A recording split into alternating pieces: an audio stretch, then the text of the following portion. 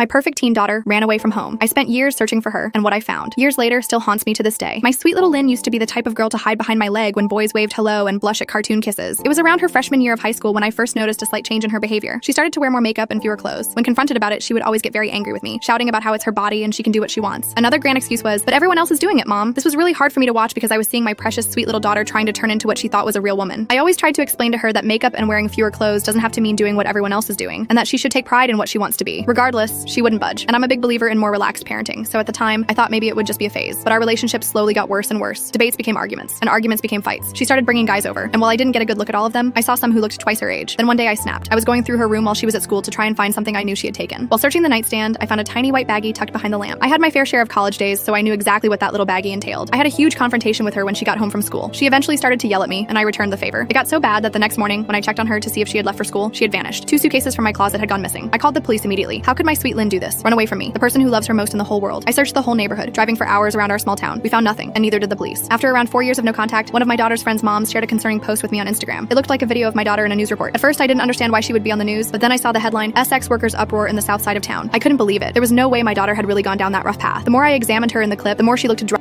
of her mind. Tears started instantly flowing from my eyes. Here I was, sitting in my bedroom, watching my daughter's life spiral out of control, and there was nothing I could do about it. The video was from Los Angeles, California, and I lived in a small town in Texas. After a few days of living with this news, I decided that it was only right to go and look for my daughter. I booked the next available flight to Los Angeles and made my way there in less than a couple of days. The next few weeks consisted of me getting in my rental car and searching all over the south side of town, just like the news report had said. I would pick a street, drive all the way down until it seemed to end, go over a block, and repeat. I knew the chances of me seeing her were slim, but I had no other choice at that point. I knew the police were really no help, so I didn't bother contacting them. One day, a miracle happened. I was driving down a desolate, rundown neighborhood when I saw what looked like my daughter's distinct features. I got closer, rolled down my window, and shouted her name. "Lynn!" She turned around instantly, and there she was, my beautiful baby girl. I got out of my car and ran to her. To my surprise, she started running toward me. "Mom! Mom!" she cried. We hugged each other like we never had before, tears rolling down each of our faces. It was truly a moment I'll never forget. She got into my car, and after about 10 minutes of hugging and crying, I took her to get food and sit down to talk. She still looked drugged out, and I could tell she was hurting. We were eating. I thought we would have a good conversation, catching up on things. Instead, she sat there with a dull look on her face the whole time, not really showing any emotion. I didn't know if this was the substances talking, but it really spooked me. I got her to talk a little near the end of dinner, but after we finished, I got into my car expecting her to follow. She didn't. She just stood there, staring at me. I asked her what she was doing. Didn't she want to come back with me and have a fresh start? She came closer and told me something that will haunt me for ages. I can't come, or they will find me and hurt me. That's where I drew the red line. I knew I had to get the police involved. I insisted on her coming with me, but she said they were watching and had already warned her without me noticing while we were eating. I told her to stay where she was and not to move as I called the police. While the phone was ringing, I noticed that she seemed to be looking off in the distance. She looked at something, then quickly turned back to me. She hugged me one last time and said, "I'm sorry, but I love you, Mom." Then she ran. She ran faster than I ever could. After that moment, I felt like I was drowning in my own sorrow. I now knew my daughter was in trouble, and I couldn't even protect her when she was right there in my possession. I felt like a failure as a mother, a failure as a protector, and a failure as a human. Seeing my own daughter's life spiral out of control has made me fall into my own pit of despair. I couldn't go back to Texas, not without Lynn. The thought of returning to our home, explaining to my family that I'd found Lynn only to lose her again, was unbearable. After Lynn ran, I sat frozen in my car, replaying everything and wondering where I'd failed. Calling the police led nowhere, and I couldn't face going home to her empty room. So I bounced between motels, drifting through unfamiliar streets and handing out flyers to anyone who'd listen. Nights were filled with regret. Maybe if I'd said I love you more and I'm disappointed less. Most days I just tried to keep moving, hoping every shelter worker's promise to call meant something. But the city made it easy to lose faith. Still, every morning I forced myself up and out because no matter how much hope faded, I wasn't ready to give up on my daughter. I started on Figueroa, posting flyers at bus stops and laundromats, working my way south. People moved around me in waves, some on their way to work, some already starting to drink. I'd catch eyes now and then, but mostly people didn't look. The ones who did seemed to know. Another missing girl, another desperate mother. I wondered how many faces they'd seen on these poles before. At a corner where a group of kids huddled around a broken shopping cart, I handed out a few flyers. One girl, barely 16 by my guess, with chipped nail polish and a glittering stud in her nose, looked at Lynn's photo for a long time. "She don't run with us," she said finally, shrugging, but I noticed the way her mouth twisted when she said it. She slipped the flyer into her jacket pocket anyway. Each day I added new stops. A soup kitchen on 7th, a drop-in center with battered couches and a sign-in sheet, a grimy park where men played cards for change. I learned to expect nothing and to see everything. Some people muttered prayers for me. Others avoided my eyes, afraid my grief was catching. At one shelter, a tired-looking social worker with a clipboard called me ma'am and let me use their phone. She scrolled through a database of missing teens, clicking through names with cold efficiency. "We see a lot of runaways," she said, her voice flat but not unkind. "Sometimes they come back, sometimes they don't." I wrote down addresses, phone numbers, dates, trying to piece together a trail. Every so often, a glimmer of hope. Someone thought they'd seen a girl like Lynn at a bus stop or working behind the counter at a donut shop. I'd drive there, heart pounding, scanning every face. Each time, it wasn't her. When the city grew too loud, I'd find myself staring at the sidewalk, reading the faded chalk lines and wishing for something to lead me forward. Sometimes I'd sit in the car and just breathe, letting the world move around me. I couldn't afford to break down. Not now. I started recognizing faces. The security guard who watched me tape flyers on the 7-Eleven window, the old woman with the shopping cart who camped by the freeway ramp. There was a strange comfort in their routine, a reminder that life moved on, even for those stuck in place. But I was moving too. Every block, every flyer, every "have you seen her?" kept the hope alive, no matter how faint it got. I told myself, as long as I kept searching, Lynn was still out there, still possible, still mine. I put off calling home as long as I could. It was easier to pretend Texas didn't exist. No house, no sun, no bills piling up in the mailbox. As long as I kept moving, I could tell myself I was still being a mother, still fighting for Lynn. But eventually the guilt built up so thick I couldn't breathe through it. I bought a calling card at the gas station. My cell phone was nearly dead again, and the last time I'd used it for a long-distance call, it cut out halfway through Joshua's sentence. This time, I wanted no excuses. The phone rang 3 times before my son answered. His voice was lower than I remembered, older, hardened, carrying something sharp I'd never heard in it before. "Deborah," he said, not Mom. The word dropped like a stone in my chest. "Hi, honey. I just wanted to check in," I said, forcing a lightness I didn't feel. He was quiet. "Are you still in California?" I nodded, then realized he couldn't see me. "Yes, I'm still looking." Another long pause. "It's been almost 2 months, you know that? Grandma's worried." Dad called. He said if you don't check in with work, you're going to lose your job. I tried to keep my voice steady. "Joshua, I have to find her. I can't just leave. You left us." His voice cracked, just a little. "You left me." That stung worse than any insult. I tried to swallow it down. "I know, sweetheart. I'm sorry. I need to keep trying. She's out there. I know she is. I saw her room today," he said, softening for just a moment. "It still smells like her. Sometimes I go in there and I just wish you'd come home, Mom, even if you can't bring her with you." His words pressed on every sore spot in me. Guilt, shame, and longing tangled in my chest. "I can't yet," I whispered, "but I promise I'm not giving up. Not on you, not on her." Joshua exhaled, all the weight of a teenage boy holding up the world. "Just call us, okay? Grandma says she prays for you both every night. Even Dad does." We said goodbye, neither of us willing to say I love you first. When I hung up, I stared at the motel ceiling for a long time, trying not to let the tears come. I felt like a ghost, haunting 2 worlds but belonging to neither. But I couldn't stop. If I did, Lynn's face would vanish from these streets, and I wasn't ready to let her become just another lost girl. It was at a makeshift soup kitchen, a folding table set up in an abandoned church lot, where I met Linda. She looked out of place, just like I did. Jeans a little too clean, hair pulled back tight, clutching a stack of flyers with shaking hands. The volunteers took one look at us, and maybe out of pity, poured our coffee extra hot. We stood off to the side, 2 islands in a sea of hard luck. She nodded at my stack of flyers. "Yours missing too?" I held up Lynn's picture. 4 years now. I saw her a few days ago, but she ran. Linda gave me a sad smile and showed me her own flyer. "My son, Toby. He left home last year. Haven't seen him since Easter." It felt strange, talking to someone who understood the language of missing. With Linda, I didn't have to explain why my hands shook, or why I watched every teenage face that passed. She told me about calling hospitals, pestering police, sleeping in her car outside shelters. "I've started to memorize the intake schedules," she admitted, rubbing her eyes. "They're always full. They never know anything." We walked the streets together that afternoon, handing out flyers and trading stories. Linda about her quiet house in Bakersfield, her angry ex-husband, the birthdays that passed with empty chairs at the table. I told her about Joshua, about the guilt that ate at me when I called home, about the way my own mother had stopped asking when I'd be back. It was easier to walk with someone else. We looked out for each other, taking turns talking to people who might have news. At one point, Linda reached for my hand as a fight broke out in the street, both of us ducking into a doorway until it calmed down. We laughed, breathless, shaken, and for a second, it almost felt normal. 2 mothers on a strange kind of errand. That night, we ate cheap tacos in her car and talked about the lives we used to have. Linda told me she'd started writing letters to Toby. Just in case, I write them, seal them up, and keep them in my glove box. I admitted I'd started doing the same for Lynn. We traded addresses, promised to call if either of us got news. "Maybe our kids ran off together," Linda joked, forcing a smile that nearly broke my heart. Before we parted, Linda pressed her hand over mine. "Don't give up, Deborah, even if you feel like you already have." I promised her I wouldn't, and for the first time in weeks, I almost believed myself. Nights in LA left too much room for memory. Sometimes I'd lie awake on the brittle motel sheets, the sound of sirens and distant arguments leaking through the window, and my mind would travel backward, faster than I could stop it. I remembered the first time I told Lynn about the divorce. She was 11, sitting on the swing in our Tucson backyard, the Arizona sun a blinding white over her hair. I'd practiced what to say, but it came out all wrong. "Your dad and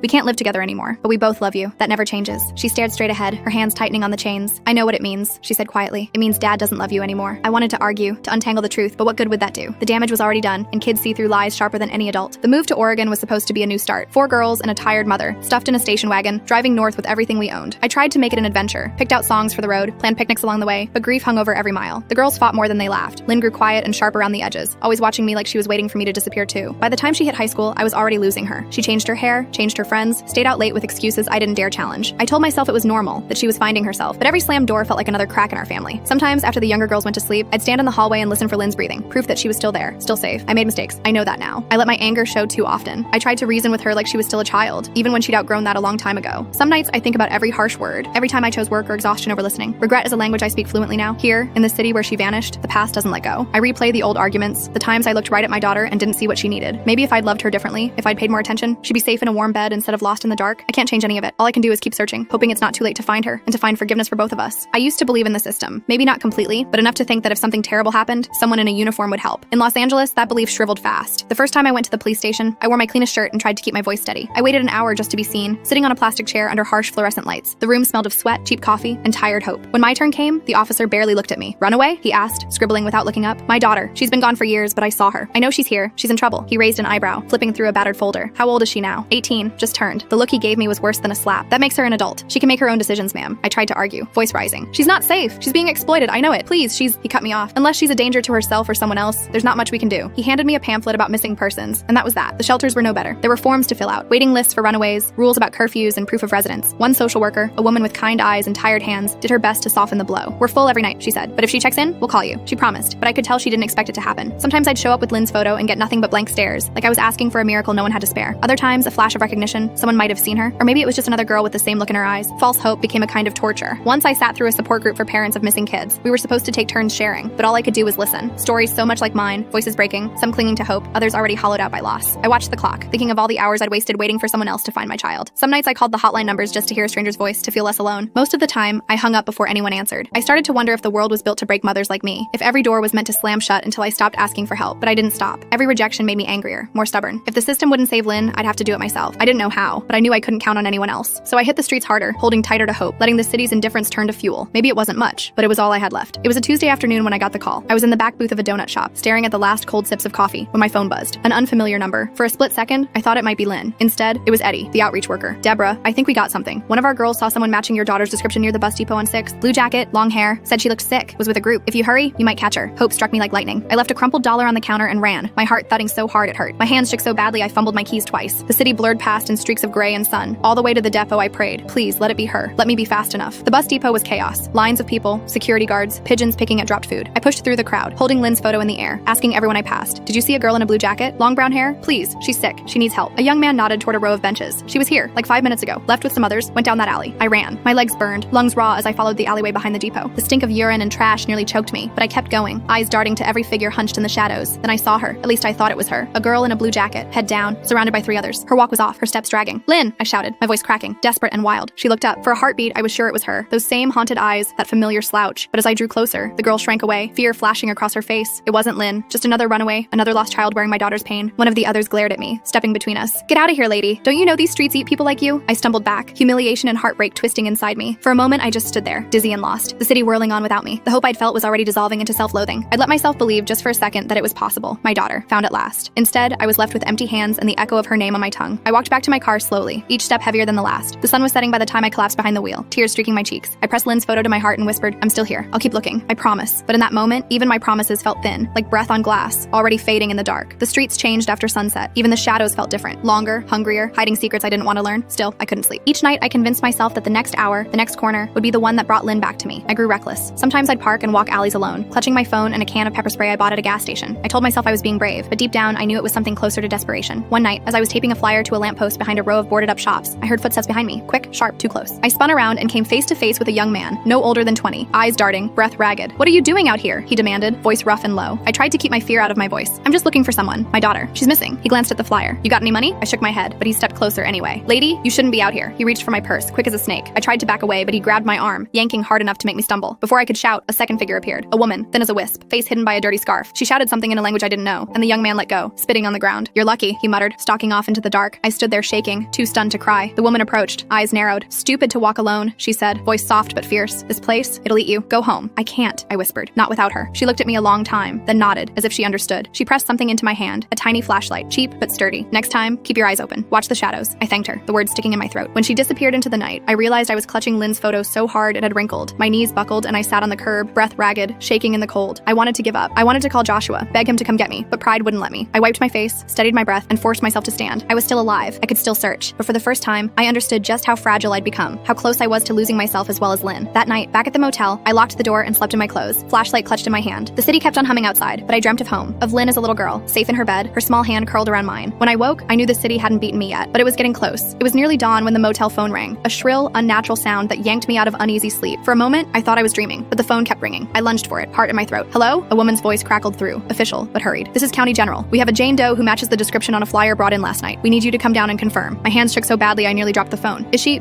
okay? She's alive. She's in rough shape. Please come as soon as you can. I was out the door in minutes, forgetting everything except the directions the nurse had given me. The city was gray and empty, the streets washed clean by a rare bit of rain. I prayed out loud, promising anything if I could just have my daughter back. At the hospital, everything moved at half speed. The nurse at the desk eyed my clothes and hollow face, then silently led me down a long hallway that smelled of antiseptic and old fear. She paused outside a curtained bay. Prepare yourself. She's been through a lot. I took a shaky breath and stepped inside. On the bed was a girl, thin, bruised, hair dark and tangled, oxygen tubing under her nose. She looked so small. My chest clenched. I forced myself to step closer, whispering, Lynn? The girl turned her head, blinking up at me with blank, unfamiliar eyes. It wasn't Lynn. My knees almost buckled, but I held onto the edge of the bed to keep from falling. The girl stared at me, searching my face for something I couldn't give. I fumbled for words. I'm sorry. I thought you were my daughter. She nodded, eyes filling with tears. My mom doesn't know where I am either. For a moment, we just sat in the silence, two strangers lost in different kinds of pain. I squeezed her hand because it was all I could offer. Back in the hallway, the nurse tried to comfort me, but her words slid past. You're not the first, she said softly. Sometimes I think every mother in LA is searching for someone. I left the hospital numb, my hope drained and heavy in my bones. On the sidewalk outside, the sun was rising over the city, throwing gold over the cracked concrete concrete. I stared at it, willing myself to feel something, anything besides loss. But all I could do was keep walking, one foot in front of the other, day after day, hoping that next time the call would be for Lynn, and that this time it wouldn't be too late. When the streets grew too loud and the world felt hopeless, I wrote letters to Lynn. Not emails, not texts, old-fashioned letters on motel stationery or the backs of diner receipts. I never mailed them. I just needed to talk to her, even if she'd never read a word. I wrote the first one after the hospital, hunched over the little desk by the window as the city's night noises bled through the glass. Dear Lynn, I saw a girl in the hospital today. For a moment, I thought she was you. I wanted it so badly I almost convinced myself, but it wasn't you. I'm still here. I'm still searching. I'll always be searching. I wrote about Texas, about the way Joshua's voice has changed, how your grandma asks about you every Sunday after church, how your old room smells like dust and lost time. I wrote about all the little things I remembered, how you hated ketchup on your fries, how you snuck your baby sister cookies after bedtime, how you used to sing yourself to sleep when you thought no one was listening. I'm sorry for every time I yelled, for every time I let my fear turn to anger. I wish I'd listened more. I wish I'd told you you were enough, even when you were lost. I don't care what you've done or where you've been. I just want you home. Sometimes my letters were angry. Why did you run, Lynn? Why did you leave me to chase after shadows? Didn't you know I'd follow you anywhere? Didn't you care that I'd lose everything for a chance to hold you again? But mostly, they were love letters. A mother's promise written out in ink, the kind that stains your hands and never quite washes off. I still keep your photo in my wallet. Sometimes I talk to it. Maybe that means I'm losing my mind. Or maybe it means I'm still your mom, even out here, even now. On the loneliest nights, I'd tuck the letters beneath my pillow, as if words could stand in for the daughter I couldn't find. I told myself that someday, if I was lucky, I'd put these in her hands, and she'd understand. She'd forgive me, and maybe I'd forgive myself too. But until then, the letters piled up, silent witnesses to my hope, my grief, my love. And I kept writing, because as long as I was writing, Lynn was still out there. As long as I wrote, there was still a chance. Sometimes late at night, I'd scroll through old photos on my phone. Birthdays in Texas, Joshua grinning in his Little League cap, Lynn blowing out candles, the whole family squeezed together on the couch. It felt like another lifetime, another version of myself. Every few weeks, I forced myself to call home. I knew they worried, even if they never said it straight out. Joshua answered on the third ring this time, his voice flat, half asleep. Mom? Hi, honey. Did I wake you? It's fine. He didn't ask where I was. He already knew. How's school? I asked. As if homework or grades mattered right now, he hesitated. It's okay, I guess. Grandma's still making meatloaf on Sundays. She leaves a plate for you, you know, like you're gonna walk through the door. I closed my eyes, picturing the old kitchen, the chipped tile, the sound of forks scraping plates. Tell her I miss her. I miss you both, he sighed. You could just come home. I bit my lip. Not yet, sweetheart. I have to find her. I know. His voice was tired, brittle around the edges. But I need you too, Mom. It's like I lost both of you. I wanted to explain, to make him understand the terror that kept me in LA, the promise I couldn't break, but the words stuck, guilt pressed down, a physical ache in my chest. I'm sorry, Joshua. I really am. I'll call again soon, okay? We hung up, nothing resolved, and I sat for a long time with the phone warm in my hand, staring at the motel ceiling. I remembered the last time we were all together, Lynn and Joshua fighting over the TV remote, my mother laughing as if we'd always be whole. I wondered what they told people at church, what story they spun for neighbors who asked why I'd vanished, why I chased after a daughter who didn't want to be found. Did they blame me? Did they wish I'd given up? I was haunted by the feeling that every mile I stayed away, I lost a piece of home. But if I left, I'd lose Lynn for good, and maybe lose myself too. In the silence, I pulled out the stack of letters I kept for Lynn, pressing them flat with my palm. For a moment, I wished I could write one to Joshua, explain what it meant to love two children at once and feel like you were failing them both. Instead, I just sat there, missing a life that no longer existed, praying that one day, somehow, I could bring us all back home. The day I ran into Linda again, the city was blanketed by an early morning fog that made everything feel distant and muffled. We found each other in the line at the soup kitchen, our shoulders hunched against the damp. I could see the strain in her face even before she spoke. She looked thinner, her eyes red-rimmed. They found Toby, she whispered, voice hollow. I felt my stomach drop. Where? She shook her head. A drainage canal, out past Alhambra. They think he was there for weeks. They said he must have been alone. There was nothing to say. I reached for her hand, and for a moment, we just stood there, two mothers clutching each other like lifelines. The noise and shuffle of the line faded until all I could hear was Linda's ragged breathing. I thought I'd feel something, relief maybe, to finally know, but it's just empty. Like my whole body turned to glass, and I'm scared to move in case I break. I squeezed her hand tighter. I'm so sorry, Linda. I'm so sorry. She gave a small, bitter laugh. At least now I can stop searching. At least now I can sleep, even if I don't want to dream. The next hour passed in silence. We sat on the curb, eating watery soup and sharing the kind of silence only grief can hold. Linda talked about Toby as a boy, how he loved old monster movies, how he hated peas, how he used to fall asleep on her shoulder in the car. All those small, precious things that meant nothing to the world, but everything to a mother. Later, as we parted, Linda gripped my arms, her eyes fierce despite the tears. Don't stop looking, Deborah. Even if it kills you, I'd do it all over again for one more minute with him. I watched her walk away, shoulders hunched, swallowed by the city, her pain pressed against me, sharp as broken glass. For the rest of the day, I couldn't escape it. The knowledge that this search didn't always end in reunions. Sometimes it ended in silence, in loss, in empty rooms and beds that would never be slept in again. That night, I wrote another letter to Lynn, the words spilling out faster than I could control. Dear Lynn, today I learned what it means to lose hope completely. I wish I could put you in a bubble, safe from this world, from every danger, every mistake, but I can't. All I can do is keep searching, keep loving you, even if you never come back. I pressed the letter under my pillow and lay awake long into the night, haunted by Linda's story, praying mine would end differently. It happened on a Thursday, almost 6 months to the day since I'd first seen Lynn on the street. The city was choking on spring heat, and I was down to my last flyer, the edges ragged from too many hands. Eddie, the outreach worker, called just after noon. Deborah, I think you need to come to St. Cecilia's shelter. There's a girl here asking for you. My heart beat so hard I nearly dropped the phone. Is it her? He hesitated. You should come. I drove like a woman possessed, not caring about red lights or honking horns. My hands gripped the wheel so tight they cramped. Outside the shelter, sunlight glared off cracked windows, and my legs threatened to buckle as I pushed open the door. The lobby was noisy, filled with the shuffle of tired bodies and the smell of stale coffee. At the far end, huddled on a plastic chair, sat a girl with hair hanging limp over her face, a blue jacket 2 sizes too big wrapped tight around her shoulders. Lynn? My voice barely rose above a whisper, afraid to shatter the moment. She looked up, and for an instant, time collapsed. Her eyes were sunken, her face gaunt and bruised, but it was her, my Lynn, my baby, impossibly alive. She stood, shaky on her feet. For a second, we both hesitated, afraid the dream might break. Then she stumbled into my arms, and I caught her, holding on like like I could anchor her to the earth. We both started crying, all words lost. I felt the sharpness of her shoulder blades, the way she flinched at my touch. Her hands were ice cold, her breath shallow against my neck. For a long time, we didn't say anything. I just rocked her, whispering her name over and over. Lynn, Lynn, my Lynn. Finally, she pulled away, wiping her nose on her sleeve. Her voice was raw and small. I don't know where else to go, Mom. My throat closed with gratitude and grief. You did the right thing. You're safe now. Eddie appeared in the doorway, giving us a nod. You've both got a room for the night. We'll get her checked out by the nurse. I thanked him, tears still streaking my cheeks. When we were alone, I took Lynn's hands in mine, memorizing every line and scar. We're going to get through this. We'll find a way. Lynn only nodded, her gaze drifting to the window, already distant. I wanted to wrap her in my arms, take her home, erase everything that had happened. But as I studied her, I realized the road back would be long and winding, if it existed at all. That night, I slept in a cot beside her bed, holding her hand as she shivered in her sleep. I listened to the rise and fall of her breath, terrified it might stop, determined not to let go. For the first time in a long time, hope and fear sat side by side in my heart. I had my daughter back, if only for a moment, and I would do anything to keep her safe. The nurse checked Lynn's vitals and left us alone in the tiny fluorescent lit room. Outside, the city's noise was a distant hum, but in that moment, the world shrank down to just the two of us. I poured water into a paper cup and handed it to her. Lynn's hands trembled so badly she spilled a little, but she managed to sip. I studied her, really studied her, for the first time in years. Her cheeks were hollow, lips cracked, new scars tracing her wrists and the inside of her arms. There was a hardness in her eyes I'd never seen before. She looked both older and impossibly young. For a long time, neither of us spoke. Finally, she cleared her throat. I'm sorry, Mom. My breath caught. You don't have to say that. You don't have to. I do. Her voice was rough. I'm sorry for running, for everything, but I didn't know what else to do. I thought if I left, maybe things would get better. Or maybe I just wanted to disappear. I tried to reach for her hand, but she flinched, so I kept my hand on the blanket, close, but not touching. I made mistakes too, Lynn. I should have listened. I should have tried harder to understand. Her eyes filled with tears. It was never about you, Mom. Not really. I was just lost. After the divorce, I felt like I didn't matter anymore, like nobody could see me. The people out there, they saw me. At least they pretended to. She looked away, her jaw tightening. But it's not what you think. It's not a family. It's a prison. I tried to leave, but there's always someone watching. Always someone waiting to pull you back in. Drugs make it easier, but only for a little while. My heart broke for her. Let me help, please. We can go home or anywhere you want. You don't have to be alone. She shook her head, wiping her face. I can't, Mom. If I leave now, they'll find me. They'll hurt you. I don't want you mixed up in this. I felt a helpless rage, a desire to tear the whole world apart to keep her safe. You're my daughter. I'd do anything for you. Anything. Lynn let out a shuddering breath. You don't understand. There's no way out. Not really. You can't save me. Nobody can. I wanted to argue, to promise her the impossible, but I saw the defeat in her eyes, the deep, bone-tired hopelessness. Instead, I leaned closer, voice trembling. I love you. I always have. That's never going to change, no matter what. A ghost of a smile flickered across her face. I know, Mom. I love you too. I never stopped. We sat together in silence, broken but still tethered by love. Outside, a siren wailed, distant and cold. That night, after she fell asleep, I wrote another letter. Dear Lynn, tonight I saw you for who you are. Scared, strong, wounded, and still my little girl. I wish I could take your pain and carry it for you. I wish I could build a world where nothing could ever hurt you again. I don't know how to fix this, but I'll never stop trying. I put the letter with the others and lay beside her in the dark, listening to her breathing, trying to hold the moment as tightly as I could. By morning, Lynn looked worse, eyes rimmed with red, hands shaking so badly she struggled to eat the toast the nurse brought. I sat beside her, watching her try to swallow. Every bite looked like a battle she was losing. The shelter gave us 2 nights, then Lynn would have to move on. I tried to talk her into staying longer, checking into a rehab or going to the hospital. You need help, I pleaded. We can go anywhere you want, just let me take you somewhere safe. Lynn shook her head. It won't work, Mom. They know where I am. If I leave with you, they'll come after us. They'll hurt you to get to me. I thought about calling the police, but after all those fruitless nights begging for help, I knew what would happen. They'd take her statement, tell her she could leave if she wanted, then drop her right back on the street. The system had never been built for girls like her. Still, I tried. I called every number the nurse gave me. Detox centers, women's shelters, halfway houses. Every place had a wait list, or didn't take girls with active warrants, or said she had to show up clean. One woman offered a spot in a rehab 2 hours north, but we had to get there on our own, and Lynn needed to stay sober for the intake. I looked at Lynn, sweating, pale, eyes darting, and knew it was impossible. Maybe you could just come home to Texas, I whispered, voice thick. We could start over, just for a little while. She smiled, soft and sad. I wish I could, Mom. I really do, but I'm tired. I just want to sleep. That night, I barricaded our shelter room door with a chair. I dozed in the cot, one hand on her blanket, listening for footsteps in the hallway, afraid every sound was someone coming to take her away again. Early in the morning, I found her in the bathroom, hunched over the sink, shivering. I don't feel good, she whispered. Everything hurts. I wrapped her in a blanket, my arms barely able to steady her. We rode to the clinic in a donated van. The nurse checked her vitals, took her temperature, murmured words I didn't understand. After a while, they let us stay, but only for the day. They had no beds left. Lynn rested her head on my lap as we waited in the clinic's crowded lobby, surrounded by people coughing and crying and begging for medicine. I stroked her hair, humming the lullaby I used to sing when she was small. Her eyes closed, her breathing uneven. Let this save her, I prayed. Let this be enough. But in the end, there was nowhere left to go. The system's doors closed in our faces, and the city's shadows grew longer. When night fell, we were back on the street, nowhere safe left to run. I held her close, my heart cracking with every step, and tried not to wonder if this was what the end looked like. The last night came without warning, like a door shutting softly in the dark. We found a bench near the edge of MacArthur Park, far from the glow of streetlights and the endless roar of traffic. Lynn was exhausted, her head resting on my shoulder, hands trembling in her lap. I pulled the blanket tighter around her, willing my warmth to seep into her bones. We talked quietly, afraid to disturb the fragile peace that had settled between us. She told me stories of girls she'd met, some still alive, some lost to the streets, all of them searching for something they couldn't name. She asked about home, about Joshua and her sisters, about the little things, if the orange cat still slept on the porch, if her room still smelled like vanilla lotion. I told her everything I could, painting pictures of Texas sunsets and Sunday dinners, trying to bring the world she'd lost a little closer. I told her how much we missed her, how Joshua still left her favorite cereal on the shelf in case she came back. After a long silence, Lynn looked up at me. Her eyes were glassy, tired. I'm sorry I hurt you, Mom. I'm sorry I couldn't be better. I hugged her, holding her as tightly as I dared. You don't have to be better. You just have to be here. She smiled, a flicker of the old Lynn. I'm tired, Mom. I don't know if I can keep doing this. My heart broke, but I forced myself to nod. Whatever you need, I'm here. I'll stay as long as you want. We watched the city lights flicker, listening to the distant music and laughter. the world going on as if nothing had changed. She rested her head on my lap, and I stroked her hair, humming the lullaby she loved as a child. I wished I could bottle that moment, keep her safe and close forever. When she fell asleep, I stayed awake, afraid to let go, afraid of what the next morning would bring. Just before dawn, she stirred, eyes bleary. I love you, Mom. Don't forget, okay? I kissed her forehead, tears slipping down my face. I'll never forget. I love you more than anything. As the sun rose, painting the sky in bruised orange and gold, she squeezed my hand one last time, then drifted back to sleep. I watched her chest rise and fall, counting each breath, holding on for as long as I could. I didn't know it then, but that was our goodbye. Days bled into each other after that last night. Lynn disappeared from the shelter as quietly as she'd arrived. I spent 2 days combing the parks, the soup kitchens, the bus stations, everywhere I could think of. Each time I asked, "Have you seen her?" people just shook their heads or looked away. On the third morning, the phone in my motel room rang. The sound cut through the silence like a knife. I answered on the second ring, the world narrowing to the hum of the line and the dread in my chest. "Is this Deborah?" The voice was official, brittle, already sorry. "Yes, this is Officer Marquez with the Los Angeles Police Department. I'm so sorry, ma'am. We found a young woman who matches your daughter's description. She was brought into County General last night. There was an overdose. She didn't make it. I couldn't breathe. I couldn't think. The world spun, and I clutched the phone so tightly I thought it might crack in my hand. No," I whispered, the word too small for the pain. "No, you're wrong. She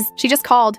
The officer's voice softened, but it didn't matter. We'll need you to come down to identify her. I'm so sorry." I hung up without another word. My body moved on its own, stumbling to the bathroom, splashing cold water on my face as if I could wake myself from this nightmare. The mirror reflected a stranger's grief, eyes swollen, skin ashen, mouth twisted in disbelief. I sat on the bed, holding the last letter I wrote to Lynn, the ink still smudged from my tears. I read it over and over, begging the words to mean something more, something that could bring her back. The hours that followed were a blur, signing forms, identifying her small, lifeless body, calling Joshua and my mother, listening to their cries on the other end of the line. There was nothing left to do but survive the moment. The world outside continued. Cars honked, the sun rose and set, people went to work and came home. But my world had ended. Everything I had fought for, hoped for, died with my daughter in that sterile hospital room. In the quiet, I clung to her memory, the sound of her laughter, the warmth of her arms, the echo of her last words. "I love you, Mom. Don't forget, okay?" I couldn't, but I didn't know how to live in a world without her. The flight home was a blur, a hollow shell of a woman clutching a worn backpack, numb to the world as she crossed 3 states back to Texas. Joshua met me at the airport, his face older and harder than I remembered. He didn't say a word. He just hugged me, so tightly it hurt, and for the first time since Lynn died, I let myself cry. The days before the funeral passed in a fog. My mother made the calls, Joshua helped pick out a simple dress, and the neighbors dropped off casseroles we couldn't eat. I wandered the house, touching every surface, every memory. Lynn's room was untouched, her pillow still holding the faint scent of her favorite lotion. I sat on her bed, surrounded by relics of her childhood, trophies, crumpled drawings, a journal half filled with slanted handwriting. On the day of the funeral, the church was filled with faces I barely recognized. People from every corner of our old life came, teachers, neighbors, women from church, old friends who hadn't seen us in years. Some came out of pity, others out of a desire to help, but most came for the same reason I did, to say goodbye to the girl we'd all lost in different ways. The pastor read from the Psalms, his voice a gentle current trying to soothe a sea of grief. Joshua stood beside me, stoic, his jaw clenched. My mother wept openly, a handkerchief pressed to her lips. I felt adrift, separate from my own body. The world narrowed to the plain wooden casket at the front of the church. People spoke. Stories of Lynn as a child, of her smile, her stubbornness, her kindness. Some remembered her in ways I'd forgotten, volunteering at the animal shelter, standing up for her younger sisters, singing in the church choir before everything fell apart. When it was my turn, I walked to the front with shaking hands. The words I'd written were simple. My daughter was not just her choices. She was a light in our lives, a girl who made mistakes, who got lost, who loved fiercely, and was loved just as fiercely in return. I will never stop loving her. She was mine, even when she ran, even when she broke my heart. I would do it all again if I could hold her just one more time. After the service, we gathered at the cemetery. The wind carried the scent of wildflowers, and the sun glinted off the headstones. As they lowered Lynn's casket, I pressed one of my unsent letters into her hands, tucking it beneath the folds of her dress. "Goodbye, sweetheart," I whispered, the words dissolving in the breeze. "I will always love you. Always." As the earth closed over her, I realized I would never have the answers I wanted, never know the moment when hope truly died, never understand all the ways I failed and all the ways I did my best. Grief, I learned, is a shapeshifter. It follows you home, sits beside you at the dinner table, whispers in your dreams. But in the silence that followed, surrounded by the people who loved her, I felt something else, a fragile thread of gratitude for every moment I'd had, every memory, every ounce of love we shared. I couldn't save Lynn, but I could remember her. I could carry her forward in the only way I knew how. A week after the funeral, as I was sorting through Lynn's old things, I found an envelope tucked in the back of her dresser drawer. The handwriting was unmistakable, her slanted, looping script, the way she always dotted her I's with little circles. On the front, in faded blue ink, it said simply, "For Mom." My hands shook as I opened it. Inside were 3 letters, each written on the same lined paper she used for school essays. The first was dated a few months after she'd run away. "Dear Mom, I know you're looking for me. I can feel it, even here. Sometimes I see women on the street with flyers, and I think about running to them, asking if they know you, but I'm scared. I don't know how to come home. I'm sorry for all the ways I hurt you. I hope you're okay. Love, Lynn." The second was shorter, written during what must have been one of her darker days. "Some nights I dream I'm back in my old room. I can hear you humming, smell dinner on the stove. I wish I'd listened more. I wish I'd stayed. I know I've made it impossible for you to forgive me, but I love you. I always have." The last letter was dated only weeks before she died. The paper was tear-stained, the ink smeared. "Mom, if you're reading this, I'm gone. Please don't blame yourself. None of this was your fault. You were the best mom you could be. I was just lost, and I couldn't find my way back. I hope you remember the good parts, the way we used to laugh, the road trips, the way you held me when I was sick. I want you to live, I want you to forgive yourself, and I want you to remember I was always your daughter, and you were always my home." I pressed the letters to my chest, sobbing in the quiet of her empty room. For a long time, I let myself grieve, not just for the daughter I'd lost, but for the love that remained, stubborn and shining, even after everything. Later, I placed the letters in a small wooden box, along with the ones I'd written to her, a conversation between a mother and daughter, spanning years and distance and all the words that were never said out loud. That night, for the first time since Lynn died, I dreamed of her, not as she was at the end, but as the child who used to run through the yard, laughing, her hair tangled by the wind. When I woke, the grief was still there, but so was something else, a small, persistent hope, a reminder that love, even when battered and broken, never never truly dies. Grief doesn't fade, it transforms.